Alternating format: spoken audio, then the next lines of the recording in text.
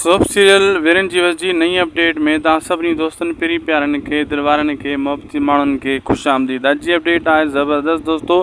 अॼु जी अपडेट वीरन जीवस्ती जी नई अचण वारी एपिसोड जी पूरी कहानी तव्हांखे ॿुधाईंदासीं हिन नंढड़े वीडियो में। हिनखे आख़िर ताईं ॾिसंदा थी सघे तो उदासी टीवी यूट्यूब चैनल खे ज़रूरु सब्सक्राइब लाइक शेयर कंदा। दोस्तों हलूं था अपडेट की तरफ, तव्हांजो घणो टाइम वेस्ट न कंदासीं। दोस्तों चवंदा आहिनि जहिड़ी करणी तहिड़ी भरणी। अहिड़े हिसाब सां शिरोज खान जेको नौकरनि जे वांगुरु लोड़े पियो, हर को इहो सोचे रहियो हूंदो त शिरोज एॾो मजबूर छो आहे, भॼी बि सघे थो। बहरहाल बॉडीगार्डनि जो जेको शामिर जे मथां लॻाए छॾिया आहिनि पहिरियों आहे, इन जे करे बहरहाल शिरोज तमामु जल्द इहा हरकत कंदो ऐं शामिर खे पूरो करण जी कोशिशि कंदो ऐं पंहिंजी नांग वारी असलियत रंग ॾेखारींदो। छो त उन पहिरियों ई चयो मां नांग जो बचो आहियां, मां पंहिंजी जेको मुंहुं में ज़हर घटि नथो थी सघे, नांग जो भली बचो ई हुजे ज़हर ओतिरो ई हूंदो आहे।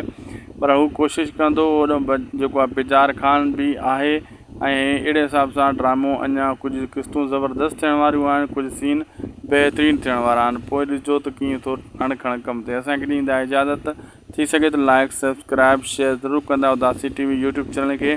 तव्हां सां मिलंदासीं कंहिं ॿी नई अपडेट सां गॾु।